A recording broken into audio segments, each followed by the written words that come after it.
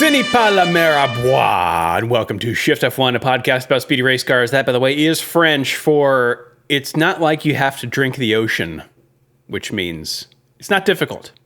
Just like racing at Monaco with brand new power units and rules. It's a cinch. I'm Drew Scanlon. Joining me, Rob Zachney. How are you, Rob? Not bad. When I was in Miami with a friend of mine, we were talking about various tracks in F1 2025, and I asked him, like, how do you handle Monaco? And he's like, oh, I just skip that. I just do, if they make me do I'll qualify the car or whatever, and I crash out and I'm just done with it. I don't even take it seriously. I don't waste time on it, which is how I've handled it for multiple seasons in the F1 games as well. It is such an outlier in terms of like what it demands of you. And it's in the game too. You're not passing, so like nothing. It's just one of the most demanding circuits, and also like one of the least dynamic. And so it is. I'm glad that there are many of us out there who want to like live that F1 life vicariously through video games. But when we come to Monaco, we take a long, hard look at ourselves in the mirror and say, "No, I'm good."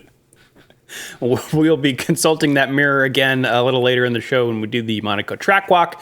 But until then, if you are new to this podcast, a very warm welcome to you. And if you are new to Formula One itself, we recommend listening to our preseason primer episode, which assumes no prior F1 knowledge and explains how the sport works and who everybody is. So if you'd like to go back and listen to that, it's episode 338. Also, this show would not be possible without our audience over at patreon.com/ShiftF1, where every month we release ad-free versions of the pod early, although today it won't be because we're recording on Wednesday. Along with bonus pods and videos exclusive for our patrons that cover racing documentaries and films, F1 video games, experiments, the other racing series, and a lot of weird things. So if you would like to support the show and get access to all that fun stuff, head over to patreon.com/ShiftF1 or click the link in the show notes. Danny O'Dwyer is on assignment this week, so I shall read the title sponsors. However, Rob, did we decide that we are doing Death Race 2000 this month? We're doing Death Race 2000, and then we might do the Death Race remake, but we're definitely doing Death Race 2000. All right, great. Well, not this month, last month. Yeah. That would be May's. Yeah. We're a little late, sorry. Danny is traveling, so he's going to be tough to schedule in the immediate future, but I actually think a back-to-back... Right? What's that? You literally had children born in the last month. Also that? Yeah. Yeah. Yeah, sorry, Danny's been traveling. Like, it's just been, I know, just haven't been able to get around to it. I think a movie and the remake is a great back-to-back to double drop in a month for patrons. So, plus, this is a movie I'd love to see. Yes, the title sponsors over on Patreon. We've got DC Speed Demons, The Military Industrial Complex, Warizzle, R.I.P. Egberto and Igor Furman, TVGP.TV, that video game podcast, which is not only difficult to say out loud, it's also a bit of a misdirect because TVGP sounds, and on a racing podcast no less, sounds racing adjacent, but it's that video game podcast. Fascinating stuff. Let's Margo Racing, I Ching Wells, Dr. V, Deange, It's a Me Ferrario, Cryptocurrency, Mojo Nixon, Get Rich or Die Ryan, Agave ATX, Cyphus Training Turf SES, Michael Maves, Cigarettes, TelemetryDeck.com, Botas Not Last, Drew Stewart, Peak Super Clippy, Bailey Foot, Abraham Getchell, E3 Mysteries, they're right around the corner, hashtag Bunny for Work, Snigs, Alex Goucher, Max Voltar Keyboards, Jeff Foster, Troy Stammer, William Rumpf, Lachlan the Maddened Man, Samurai Love Story, and Jason Kelly. Thank you, as always, to all of our Patreon supporters. Rob, we're going to jump right in here to the news segment. And you said this one maybe the most unsurprising news segment or news story to come across our news desk here. This is a article from the BBC. Andrew Benson did a great job writing this up, so I'm just going to quote a little bit from it. The headline, Ben Sulayem, president of the FIA, wants to scrap FIA presidency term limits. And this is from the article. The move would enable the 64-year-old Emirati, who was reelected unopposed in December as a result of a quirk in election rules that prevented anyone else from standing, to continue as president beyond the current 12-year limit. So under the current rules, each term is 4 years, and you can run for re-election twice, making it a maximum of 3 terms. The plan to change the FIA's statutes will be discussed and voted on at next month's FIA General Assembly, where it is expected to be passed by members. And I'll just continue with the article just for a second here. Asked by BBC Sport why it was decided to abolish term limits for all posts rather than instate them for those that don't currently have them, an FIA spokesperson was unable to provide a specific answer. However, the spokesperson pointed to the NFL in the U.S., saying Roger Goodell had been commissioner since 2006 and had, quote, transformed the sport into a global brand, and it has an outstanding governance record. Over to you, Rob. Yeah, but Roger Goodell isn't going around touching them kids' hair. Like, I mean, there's layers to there's layers to weirdness with Ben Sulayem. The fact that like he is like the fact that now he's proposing just kicking the term limits aside after we just discovered effectively no one can break his voting block to keep him in that presidency, and so we're gonna have to hear from this motherfucker for the rest of our lives is kind of what we're dealing with. And there is the undeniable fact, like, he rarely, it's interesting. The comparison with Goodell that he's drawing is kind of an interesting one. You know, the NFL commissioner is, the description I heard of Goodell effectively is that he's a sycophant to owners in the NFL, and that's why they like him. He's been better than anyone at massaging the egos of the owners, and everyone sort of looks at him as like, oh, he's my protege. He sort of approached me for seeking mentorship from all these like various billionaires over the years, and now he's been there long enough that he's actually got longer tenure than a lot of than a good number of the owners. But there's also a bit of, did Goodell transform the sport? I don't know that he did. It's just like the NFL just keeps getting more popular, and they kept selling off bits and pieces of it to increase the numbers. Like it's a strange comparison because like you're not the president of F1. That's also a good point. Yeah, that's a good point. Governing body of world motorsport. Like you enforce the rule. His whole thing is just so weird. Why do you want to? I don't know. And like genuinely, just the interactions with younger drivers are deeply odd with this guy. That inserting himself into these moments and then also just being like oddly touchy-feely with drivers in a way that often seems surprising and somewhat unwelcome is also deep. Like, here's the way I put it. Any other workplace, this guy's before HR by this point. No, I'm not even kidding. Like, any other workplace is like, hey, we noticed you just been like going around giving people head pats, like pouring water down the back of their shirts.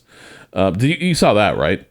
I did not see that. Yeah, no, he ran over, grabbed Lando's water after Antonelli won in I want to say Miami, might have been, yeah, I think it was Miami, and just poured water down the back of Antonelli's jacket, surprising him, and then gave him a little pat. And it was just weird, just a weird moment. It's just very strange dynamics around that guy. But we kind of can't do anything about it because, like, technically he doesn't work here. He works for the FIA. But yeah, this is a dude who generally seems like when he's good at one thing, which is remaining president of the FIA. Doesn't seem like the teams like him. You know, you saw how much juice he had with the Andretti thing, where it was like, I've looked into it and I think Andretti should be part of the sport. And everyone's like, that's great. No one gives a shit. And Andretti will come in when we want them to. So he doesn't really have the juice. I think he's gonna try to pose this return to V8's this perspective as like his brainchild, but it's something that's been kicked around for years. Yeah, it's this guy seems like the sort of narcissist who craves a lot of attention, wants to be at the center of things, doesn't seem to have any sort of special abilities that would enable that to be a possibility for him. But he's found the gig that makes his dreams come true. He's going to hang on to that spotlight as long as possible. To quote Quiz Show, he's going to have to pull him out of that spotlight with his teeth marks still on it.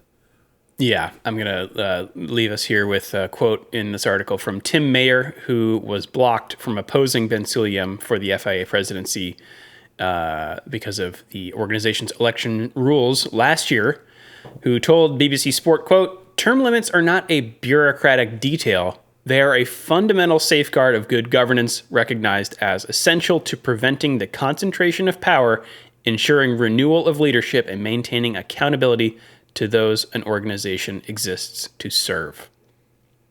Couldn't have said it better myself. All right, Rob, a couple of quick hits here from you. Yeah, we talked about this a couple weeks ago that Mercedes was looking at picking up a significant stake of Alpine as one of the financiers behind Alpine. Atro, which is sort of a investment vehicle used by a lot of people, is selling their stake. Mercedes had made an offer, but Otro wanted more than Mercedes, significantly more than Mercedes was offering. And Mercedes walked away from the table. So that appears to be, for all the conversation around like whether the sport should even allow this, whether it was entirely kosher, the idea that Mercedes would have a sizable minority stake in another F1 team. The deal appears to have foundered not on the merits of that argument and how governance should work in Formula One. It just foundered on the fact that F1 teams are worth a lot of money, and for whatever reason, Mercedes does not want to spend that money to acquire that stake. Recession indicator?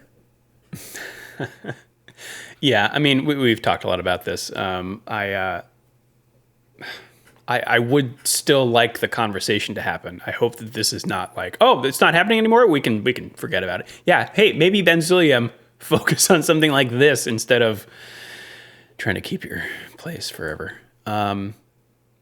And then one more hit here, Rob, about Leclerc. Yeah, so he remains Ferrari's driver of the past and future. So the word is here from the race, from John Noble writing over there, is that he is committed to a new contract with Ferrari that is expected to keep him, quoting directly, expected to keep him there beyond 2030.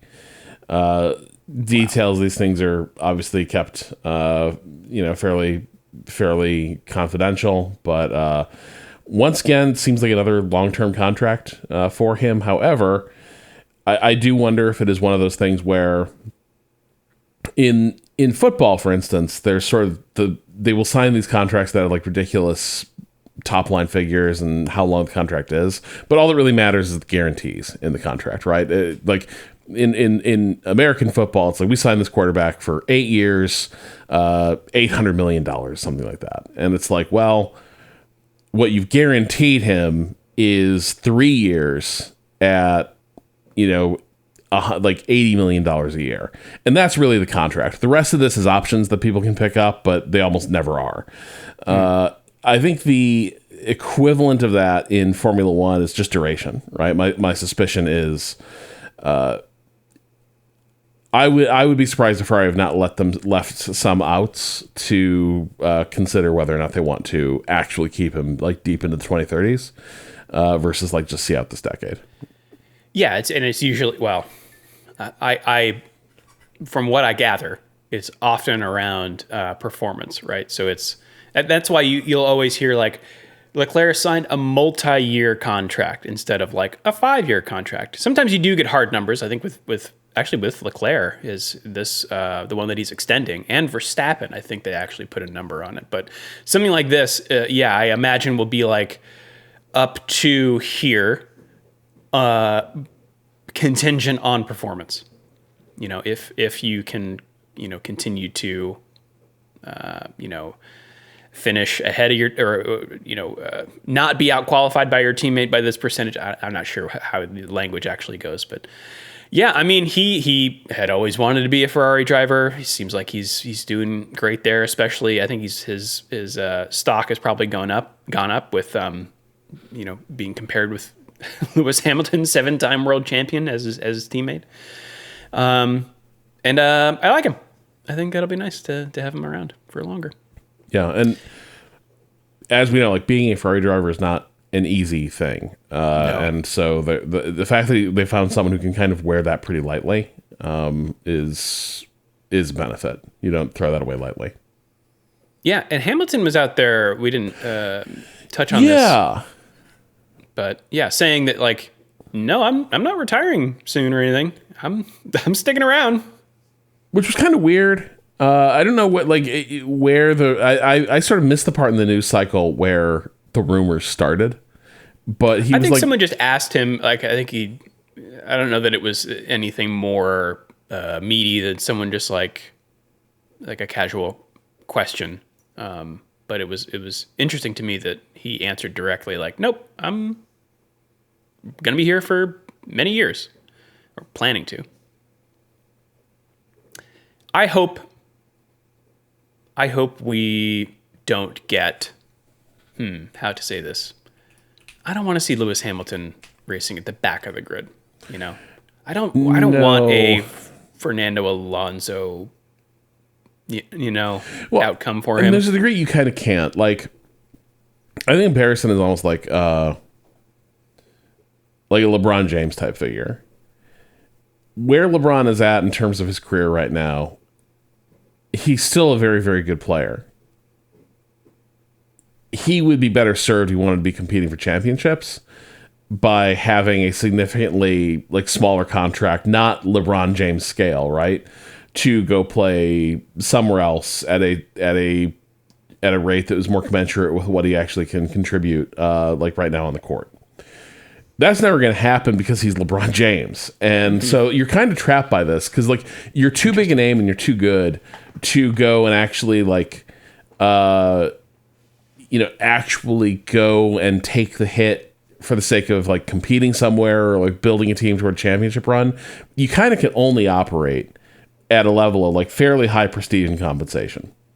But the market for you may be shrinking at that point in your career because you're no longer young and you're maybe no longer the greatest. And so now it's kind of what are you? And I think Hamilton's kind of in that boat as well, where he's still very, very good. And we don't know how good because the car's been a little less competitive, but he's sort of been beaten by his last two teammates now in two different cars.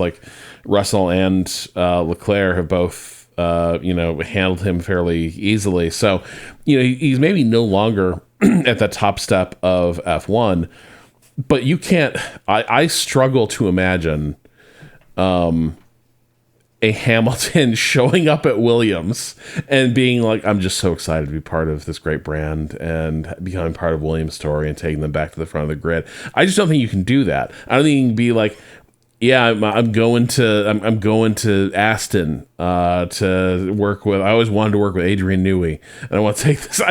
I don't think you can do it. So I think he's kind of in a pickle where I think he could probably race for a good many years. I'm not sure he is willing to let himself suffer the indignities that Fernando Alonso just has no sensitivity for, right? I think Fernando Alonso passed through. He lost his capacity to be humiliated during that last McLaren stint. And now he's just a man living without shame. He could just, he might as well just be walking around naked all the time. That is how free he is. Yeah. All right. Let's take a quick break here. And then Rob, maybe we can talk a little IndyCar before jumping over to Monaco. Hell yeah. IndyCar, Rob. Let's talk about it. It's been a good year. We're having a lot of fun over there. It is. Let's see. Did you know, for instance, we had our closest finish in IndyCar history at Indianapolis 500? I heard that. I've not yet watched the 30-minute highlights on their YouTube channel, but I'd like to. Yeah, it was one of the wildest. I think maybe there've been, like, I think maybe the only one that is maybe more exciting was like, it wasn't the closest finish because they touched and Alonso Jr. went out, but like him going side by side with Emerson Fittipaldi was like legendary. But this was the thing that's so interesting about Indianapolis is it's a pretty long, it's a long oval. It's like 2.5 miles, and so that lap takes a surprisingly long time for them to go around, and you get a lot of business done on that last lap. And having it come off a restart with Felix Rosenqvist in third, and Chicago's own David Malukas clinging to first, and then I think it was Patricio Ward in the middle. It was pure white knuckle racing for that last lap, and it required like a double overtake, and Ward did not give up without a fight. So you just had like ridiculous that entire last lap. Rosenqvist just being like within inches of other drivers, and then needing to make this final lunge toward Malukas, who starts. I think IndyCar also lucked out because it was one of those things where Malukas, who isn't a rookie, but he's still very young in his career. He's still very early. I think so is Rosenqvist by that measure somewhat, but Malukas is pretty young. He started blocking. And to me, I think you would have looked at it and you would have been like, this is not like the stewards need to do something. You can't be doing this. And he was doing it on the final straight leading to the line. And if he'd won, I think IndyCar might have had a real nasty situation where you're trying to adjudicate, like, do you just let anything go on the last lap of the Indy 500, or are you going to take a win away from somebody because they were blocking? Because it was I think over the border.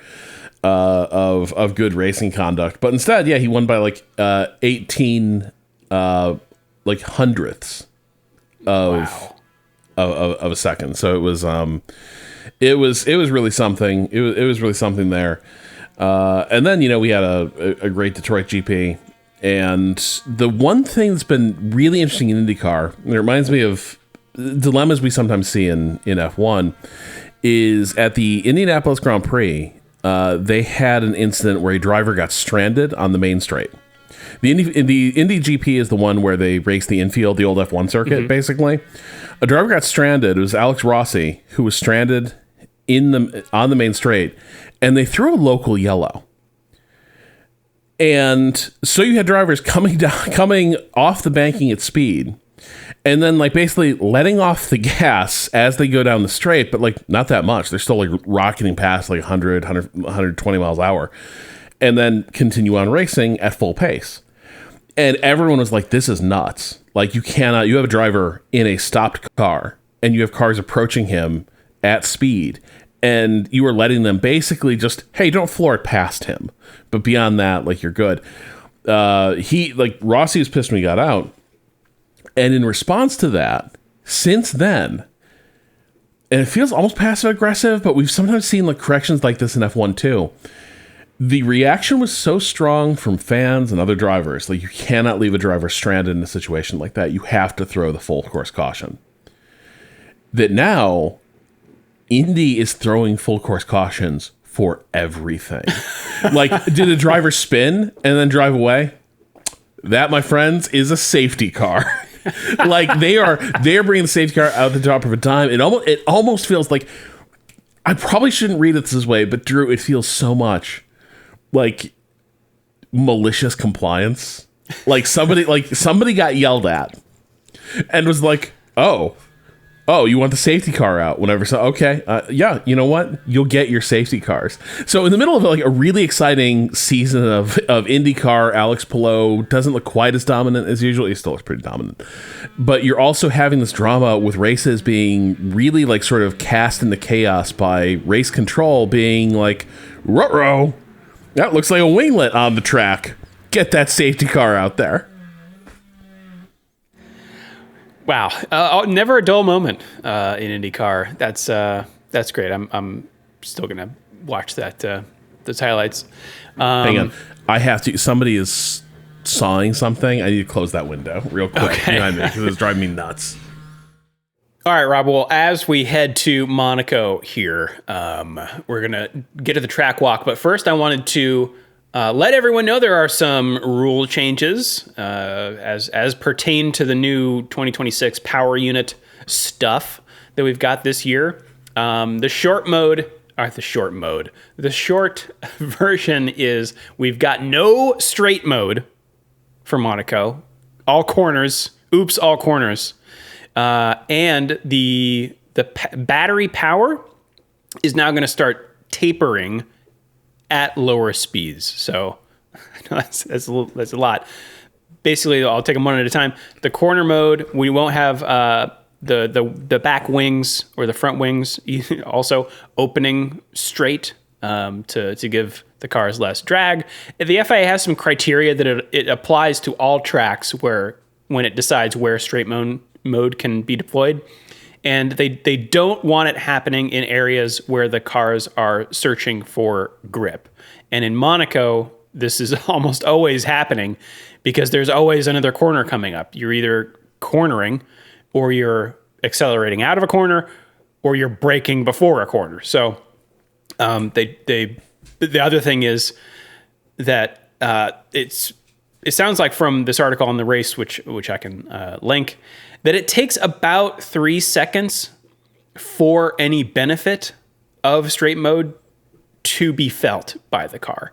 And for that reason, another criterion is that if you have a straight mode, it must last for at least 3 seconds. And there's just not space for that to happen in Monaco and still be compliant with this grip stuff. So it's a safety thing. It's sort of a sporting thing. So you won't see any active aerodynamics happening at Monaco.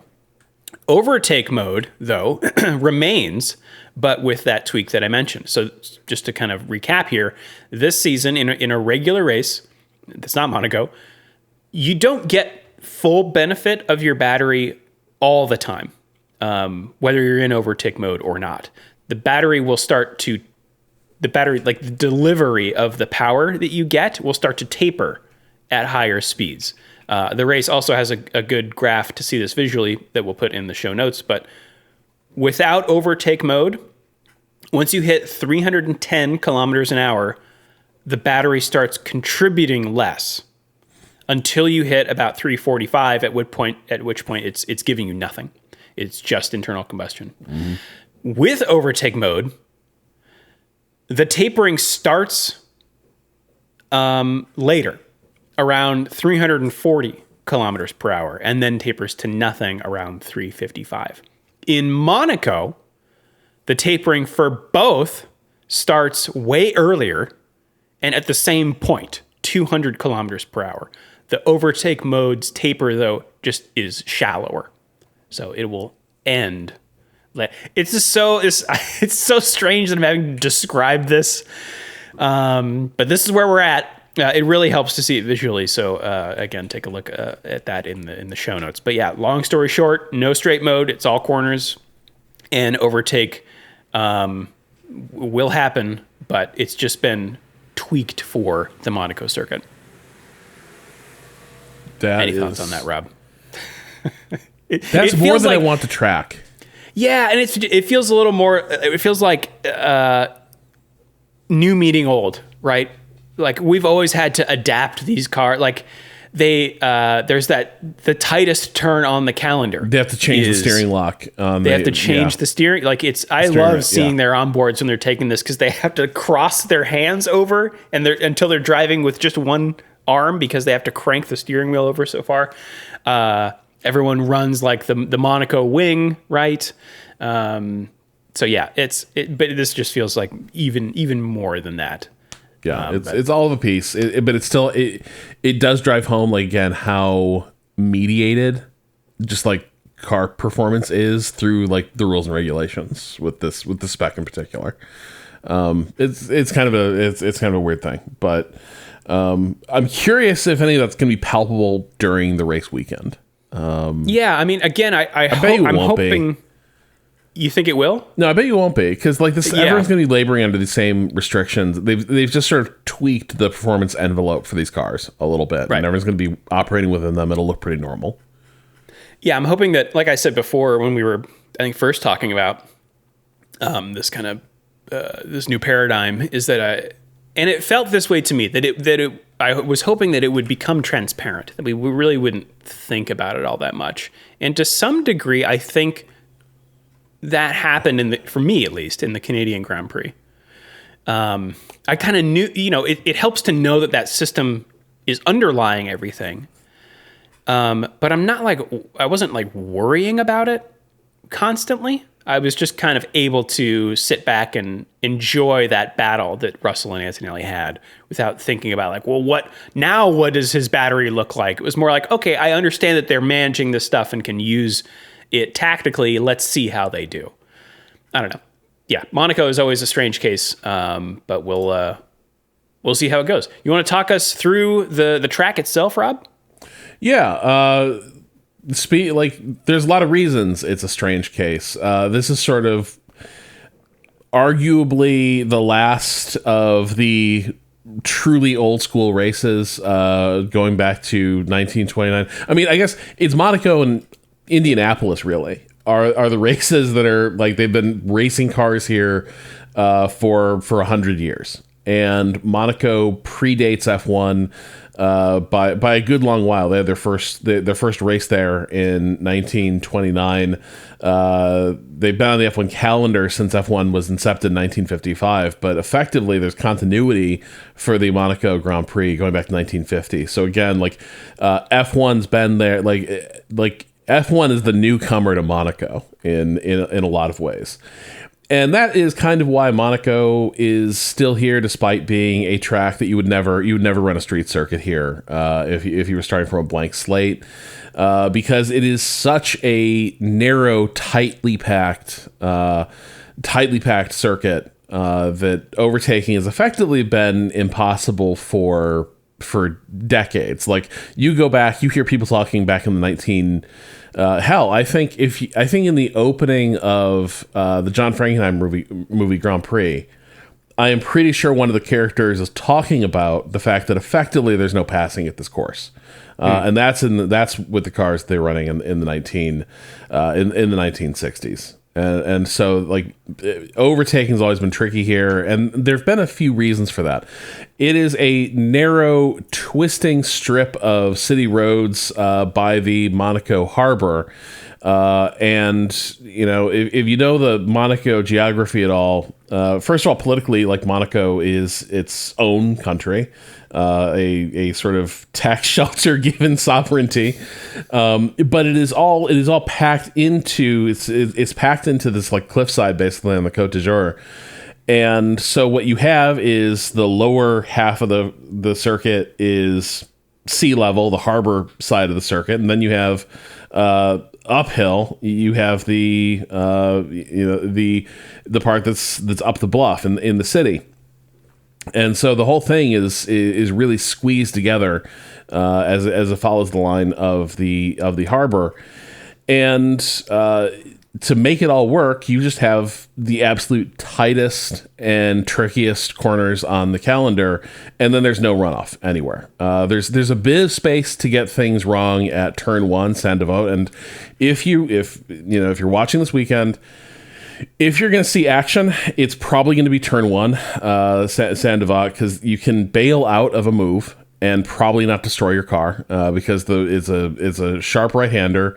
There is some runoff area to the left, so you can afford to make a mistake there. Not much though, because we've seen some drivers adopt that logic and have pretty harrowing accidents at turn 1. The real danger, as we saw a couple years ago with I think it was Hulkenberg, was people fighting out of turn 1 up we call them straights. Nothing is truly straight in Monaco.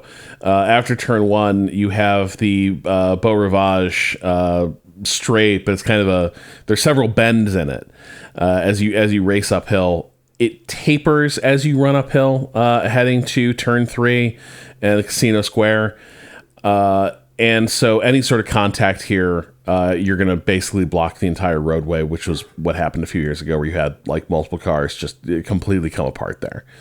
And then, past the Casino Square, one of the other iconic corners on the F1 calendar, the hairpin at the hotel. The road drops sharply down toward a ridiculously tight hairpin that then kicks you out, leading to Mirabeau and the run to the harbor down through the tunnel.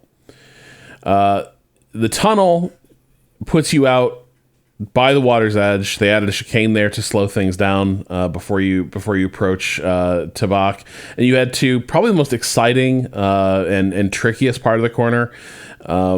The run into the third sector is super fast, super tight, and really features probably the nastiest corner on the F1 calendar, Rescas, which is not quite.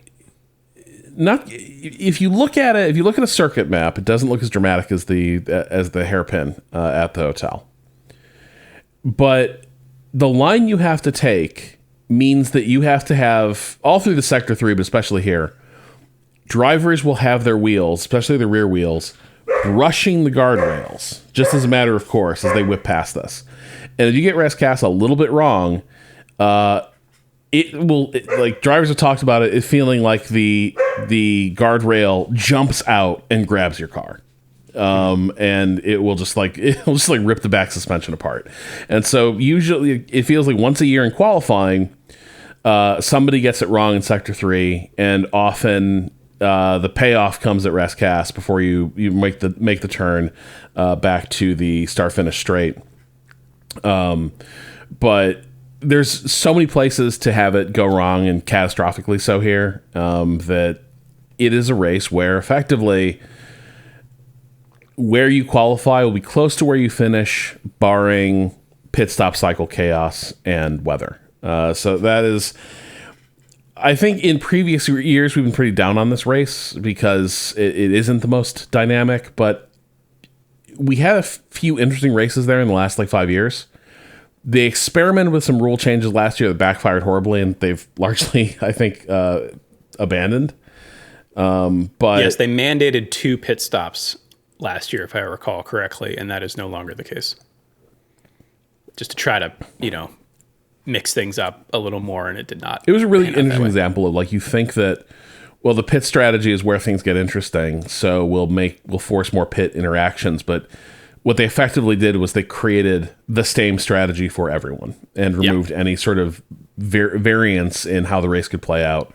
And so it made for an abysmal Monaco GP. So, getting away from that has been the right move. The last thing I note is a very odd pits here as well. You effectively... What is it? The pits are effectively below the level of the raceway, right? You sort of drive up into it. Yes. Yeah. Again, very tight, very congested, and very, very, very high stakes. These pit stops because the race lives and dies there.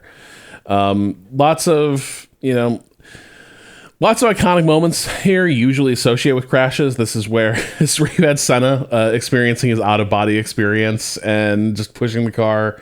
It's also a circuit that was sort of the origin story of the Senna legend, right? When he was driving for a backmarker team and started making multiple overtakes in the rain, which nobody thought you could do here, but he found a way. So, this race has its moments, but I think really in the modern era, it's mostly memorable for, the Schumacher era, him doing things like parking the car in the hairpin. Oops, I had a mechanical issue and not allowing it to be qualifying to finish. So it's mostly people whipping their steering wheels into traffic, just in a fury.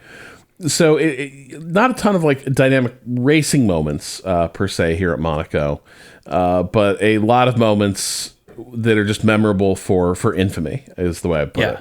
Daniel Ricciardo losing the race because of a botched pit stop. I think I have found enjoyment from Monaco once I corrected mentally for how static it can be. So I tend to actually enjoy watching this race, but it is more of a slow burn. And I don't know, that it's a mental battle that we all have to go through. But I personally have rated, let's see, the past 2 races I rated a 2 out of 4, but the races before that I rated a 3 out of 4. So, yeah, it looks like 2022 was a wet start. Speaking of the weather, there's no rain. Don't worry. 0% chance. Maybe climbing to 5% on race day. Just balmy temps though, looking like 72. Gosh, it's perfect over there in Monaco land. That's 72 Fahrenheit. That could have been Celsius. It could have been me, Rob. I know a number of, it's not just the listeners who bought my tickets are going. I think a few others are as well. So please write in with how it goes. Oh yes, and the form book, as you mentioned, Rob, qualifying matters a lot. So if you're not someone who tends to watch qualifying, I would say if you're gonna pick one, maybe watch qualifying this weekend. But yeah, in my stats here, and I have data in the past. This is from 2019 to 2025, by the way. I'm analyzing recent form. The qualifying and the race median statistics look very similar for the drivers, but overall, statistically, at least in the past few years, Max Verstappen, this is not one of his better tracks.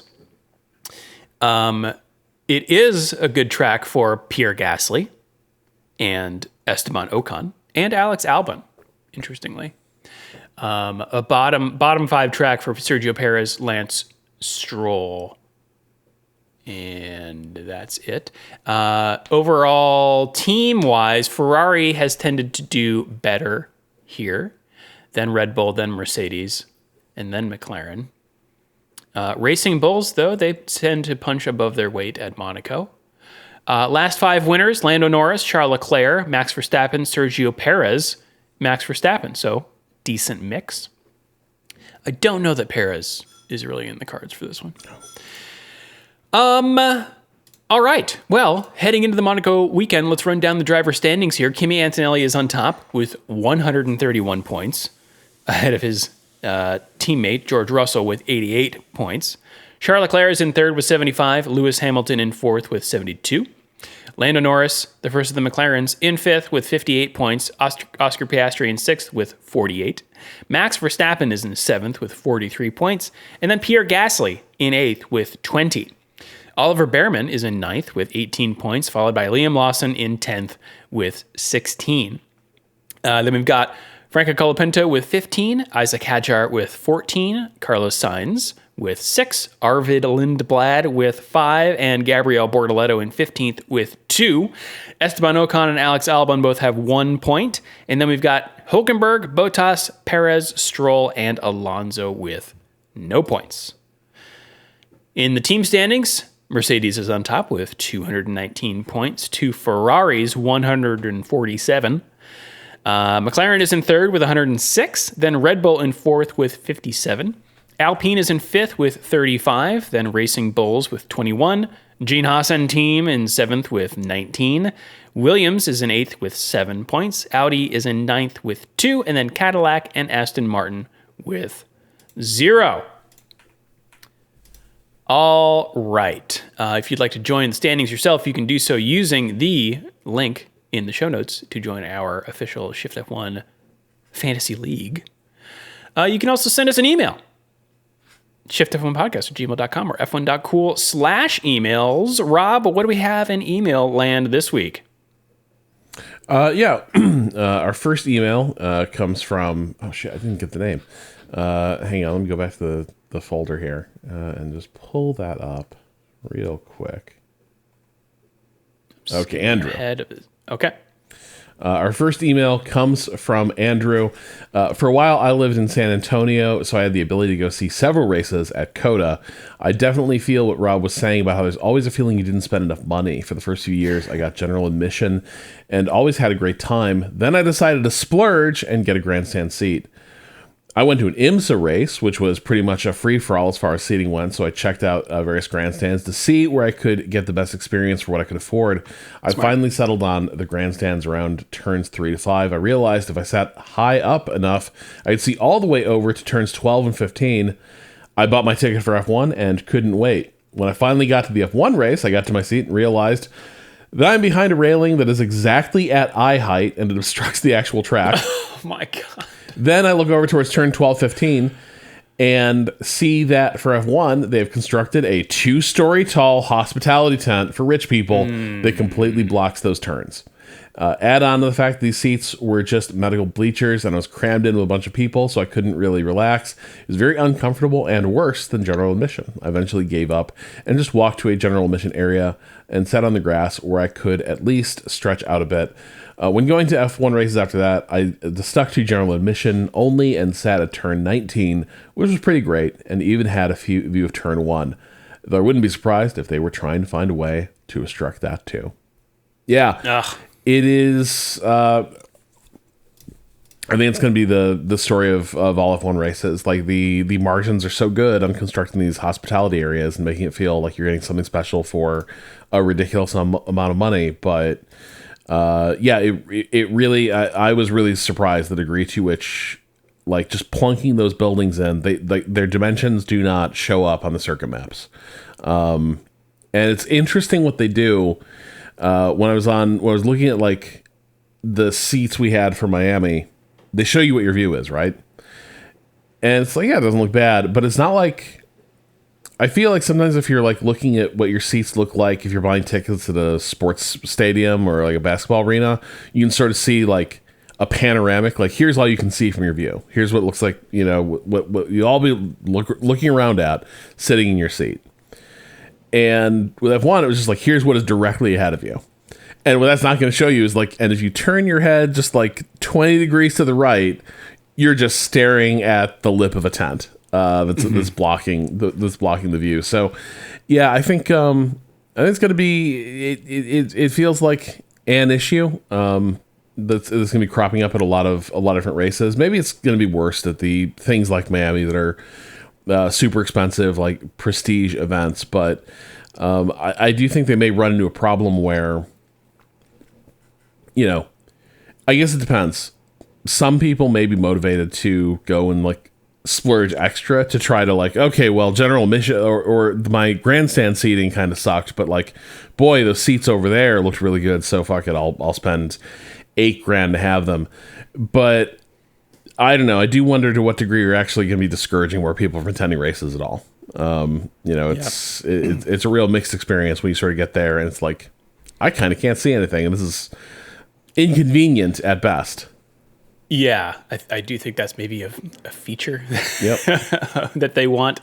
I will say a way to not eliminate this, but to help your chances a bit is to, if you're looking for where to sit at a race, YouTube is your friend. I would just type in, you know, F1, you know, Grandstand 7, Circuit of the Americas, right? And then someone will, well, you hope someone has posted a video of what the view actually looked like at an F1 event. Now, F1 could still change things about, you know, sight lines or whatever. But I think that, like to Andrew's point, it looked way different from the IMSA race versus the F1 race. So if you can actually find a YouTube clip of an F1 race, that might give you a better indication. Also for Circuit of the Americas, I was looking up where Danny and I sat when we went in 2016, and it was near turn 16. There's a grandstand that's kind of looking at that 12, 13, 14, 15, 16 complex, where they're kind of, it's not a chicane, but they're kind of zigzagging in front of you, and to get there, they're coming down a straight. So you can kind of see them at the the end of the straight and then watch them navigate that complex. That was a pretty cool spot, if you're in the market for tickets again, Andrew, or anyone else wanting to go to Circuit of the Americas. All right, should I take this next one, Rob? Yeah. Zach in Savage, Minnesota says, just a question I had about who picks the comms messages that play during the broadcast. Is that Formula One management, Liberty Media, the FIA?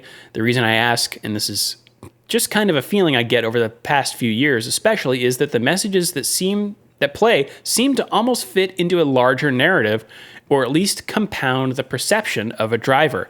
I don't think this is part of some larger insidious plot by anyone, but maybe just maybe just the broadcast wanting to lean into things a little bit. When Piastri was dominating last year and the narrative was he was an unflappable Iceman, the comments that played always seemed to be him downplaying something which the commentators could then immediately point to. Again, not negative, but it felt cherry-picked. When the idea started up that George complained on the radio or lobbied a bit too much, we'd only get audio of his woe is me moments or track limits, even though every single driver was constantly doing that.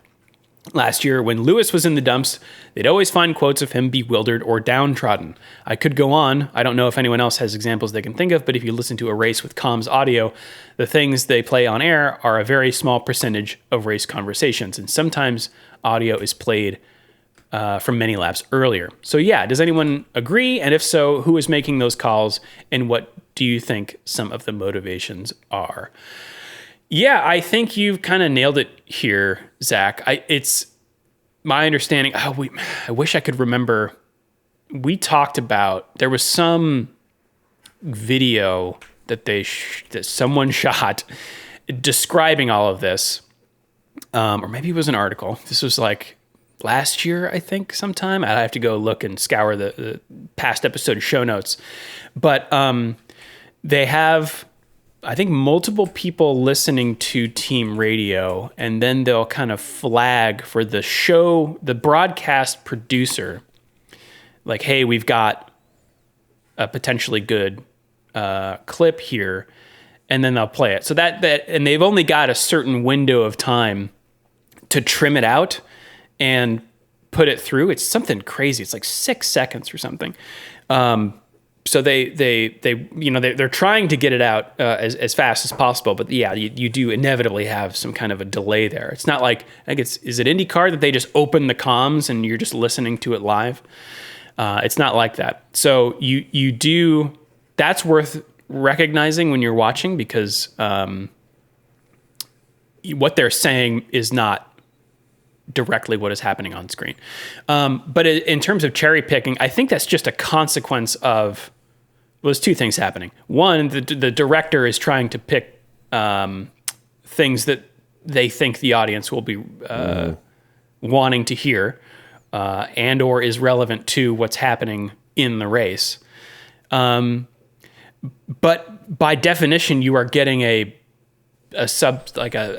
very small slice of what that driver is saying and what all drivers are saying. Like, if you played anyone's messages, you might get the sense that they are complainers, because they have to relay everything back to that they're feeling back to the pit wall, right? And so what sounds like a quote unquote complaint might just be seen from another perspective, feedback, right? So I think there is an inevitable distortion effect that happens when you do this. But I do think that there is pressure to cherry pick stuff that does fit into an existing narrative. Yeah, I think that mostly covers it. I think, we've heard drivers talk about this where they feel like they're getting done dirty a little bit by some of the radio messages that are selected for broadcast. The thing I would say is, the drivers sometimes speak about it in terms of agenda, where it feels like they feel this way more about Drive to Survive, which, I mean, is basically reality TV, where the drivers are aware that, like, they're being put in the service of narratives, and that sometimes really pisses them off. But with the FLM thing, I think the other thing that I can't stress enough, I don't do as much journalism now as I was doing like 10 years ago. But the thing I can't stress enough for everyone is how powerful confirmation bias is. And the minute you know a space at all, you sort of have your perspective on what's going on there. And it gets really hard then to sort of leave that behind and look at it with fresh eyes. Maybe some people can do it, but for the most part, I think people tend to think, I have a good lens that I apply to the subject. I know it well. And so I sort of know what the personalities are, what the dynamics are in the space. And therefore, as you're listening to all these radio messages coming through, you're going to flag stuff that sort of fits and illustrates things that you already believe. You're like, oh, this is an important bit because it really shows like so-and-so is having trouble with their engineer, or is clearly there's a broken dynamic there between them and the pit wall. And if you've reached that conclusion, it's not even necessary. You won't think of it as like I'm pushing an agenda. You won't think of it where it's like a wrestling shoot where you are creating a storyline. It is so easy if you're doing a job like that, because this is similar to how you deal with like interview transcripts. I would come out of interviews and I'd be like, wow, like that's great. I got everything I wanted and needed. That's perfect. And what I remember is like, you know, maybe a half dozen times in an interview that like totally backed up everything that what I was saying. And then I'd be sitting there doing the transcript and like, whoa, wait. This is actually more complicated. And the person gave me, I was a little bit wrong actually. And there's some major contradictions now between what I believed and what they're saying. But that's me sitting there doing a full transcript hours or days later. Doing this in the race, you're just going to have that instinct of like, yep, hey, there's that thing I was watching for. There it is. I'll throw it up there and that'll be helpful to people watching. And I just suspect they're as guilty of it as anyone. I do think if they have an agenda, it probably is to make things a little spicier, to grab things that sound interesting and shed a little more human emotion into those moments. They're going to be going for like higher stress and more fractious moments. Yeah, there's another phenomenon that I have noticed a lot is that particularly at the end of a race, you will get messages of the driver in the lead, or maybe no matter where he is, Verstappen, talking about some issue with the car. And this, I think, you know, when it was Hamilton often in the lead, this is the broadcast trying to introduce some drama, like, oh, Hamilton's talking about his tires going off, or you know, there's something weird's going on with the shifts. And I think when the director is playing that, they are trying to introduce drama to a race where Hamilton's running away at the front, right? Oh, keep watching because this might develop into something worse. Or someone might come up and catch him. And then the like a related consequence of that is that now Hamilton seems to the audience to be a complainer. When again, that's not, or like he's trying to get in the minds of all the other drivers to say that his tires are dead. Now, well, maybe he is. But also, like I said, they are constantly relaying feedback to the team. When you snip a part of that out and play it at a certain time, it takes on a little more, a different character. So, great question though. It's something I think about a lot, as we watch these races. Rob, next one for you. Yeah. Jimmy here, with a real morbid one. I don't want to derail the podcast into horrible traffic stories, but hearing about the classes showing horrific traffic accidents for the Swiss license training reminded me of my time in the 82nd Airborne in the early 2000s. Automobile fatalities were such a problem with the division that the division safety officer, a full-time civilian employee, would conduct mandatory classes that showed uncensored photos of soldiers who had died in car accidents. To incentivize good driving behavior, the whole division would get a day off if the entire division of 15,000 or so soldiers went 82 days without a car crash fatality. In my 5 years in the 82nd, 30 months at home not deployed, I can only remember getting 4 or 5 of these extra days off. There was a billboard there was a billboard on the side of the road when leaving base that showed the counter of how many days since the last fatality. One day you see 70 days since the last auto fatality, and the next, 1 day since the last auto fatality. The one time we hit 164 days without a fatality, 2 days off, was when 3/4 of the division was deployed overseas. Wow. I feel like Do you think that's just... Sorry, maybe you're going to say the same thing I was. Go ahead. No, I'm go for it. Do you think that's just if you take 15,000 people, do you think that's just what happens? No. I think it's when you take 15,000 military age people. Okay. And I think actually the demographics get worse. I don't know in the mid 2000s like how many women would have been in the 82nd, but my suspicion is you take 15,000 military age young men.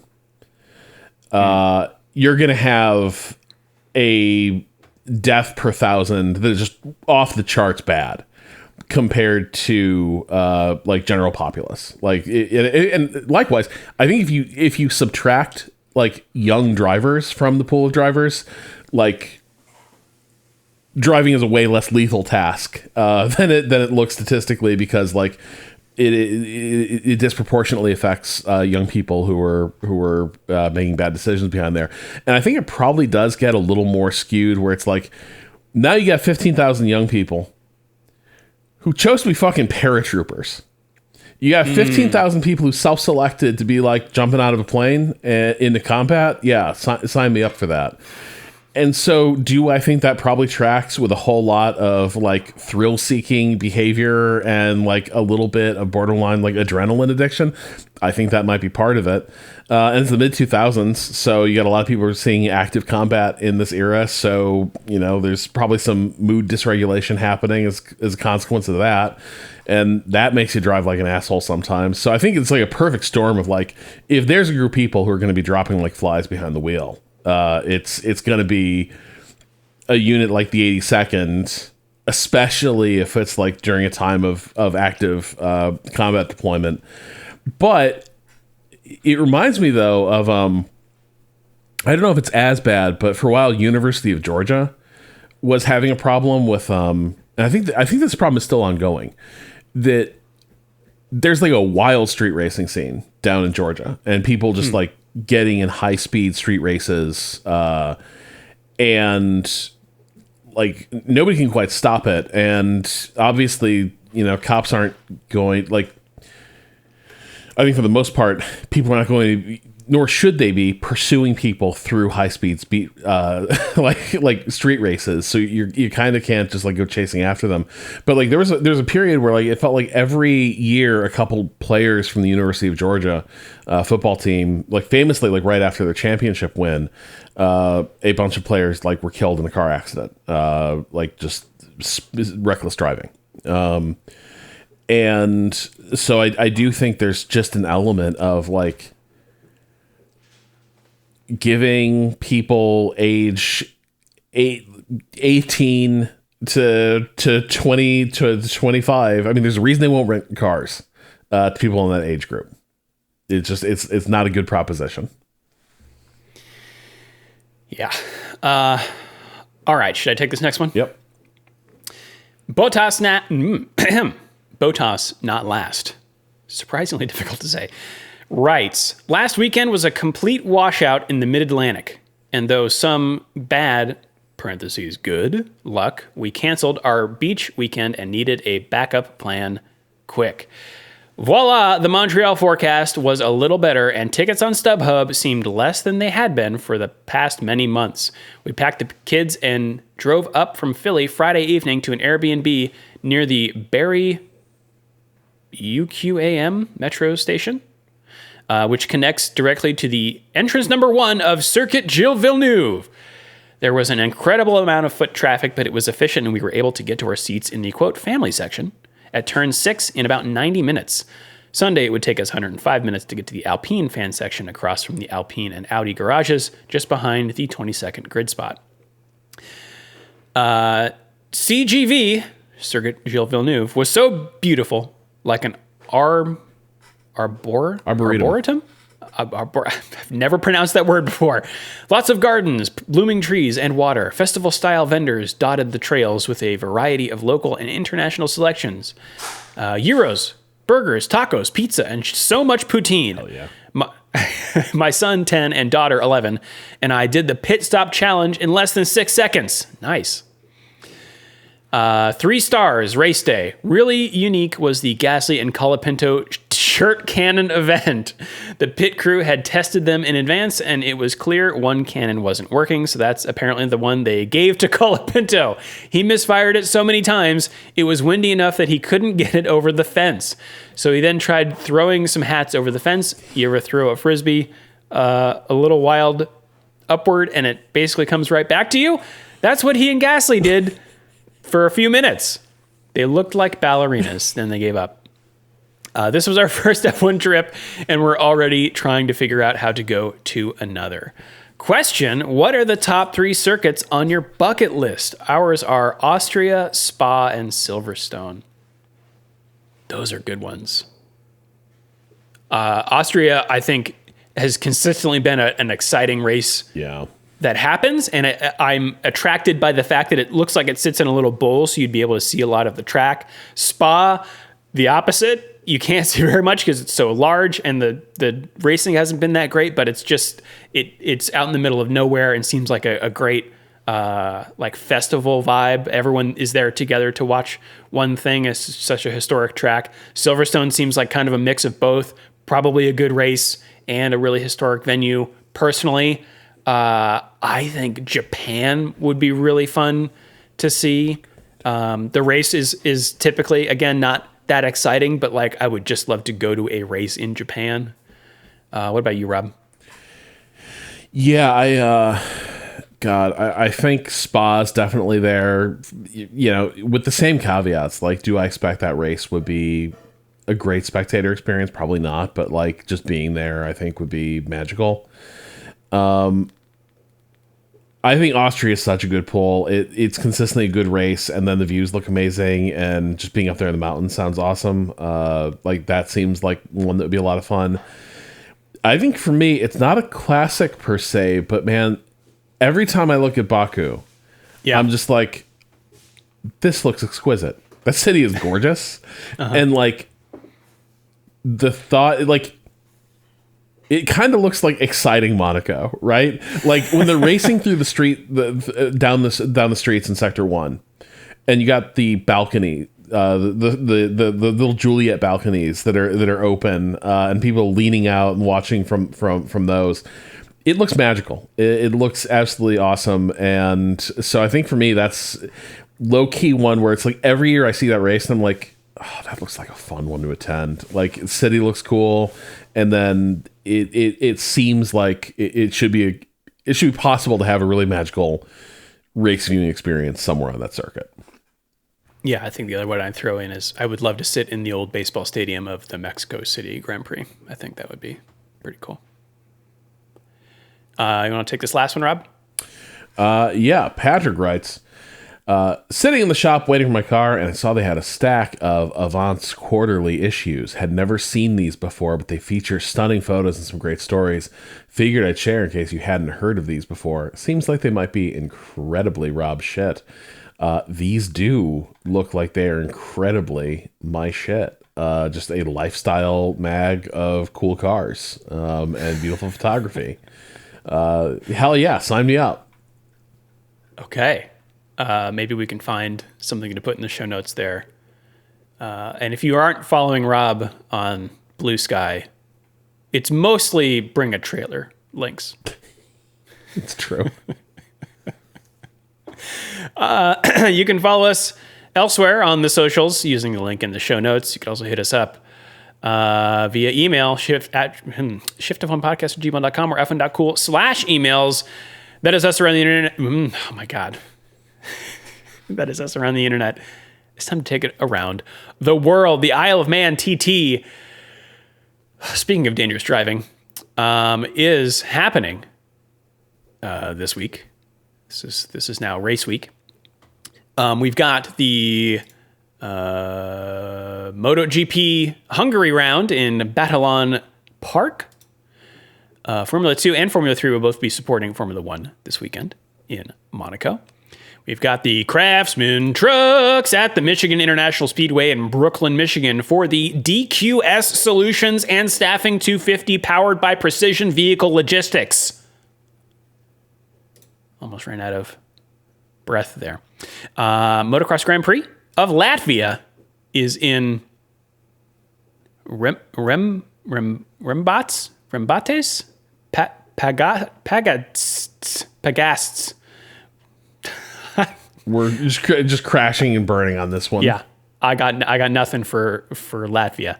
The NHRA is in Epping, New Hampshire for the New England Nationals at the New England Dragway. IndyCar is at the Worldwide Technology Raceway in Madison, IL for the Bomarito Automotive Group 500. And we got NASCAR also at the Michigan International Speedway for the Firekeepers Casino 400.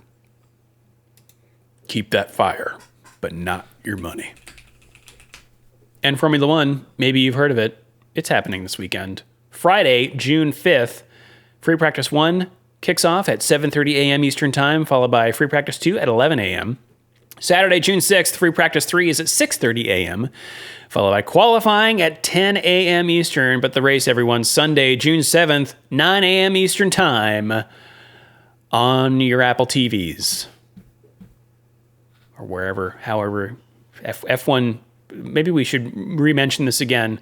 You have to sign up for, if you're in America, you have to sign up for Apple TV to watch Formula One, but you can tie your Apple TV account to an F1 TV account and then use the F1 TV app to watch the races. And that is how I do it, and that's how I'd recommend doing it. Just a lot easier, nicer interface. All right, that is the Monaco pre-race. Danny did not send us a photograph of his book, so we don't have that.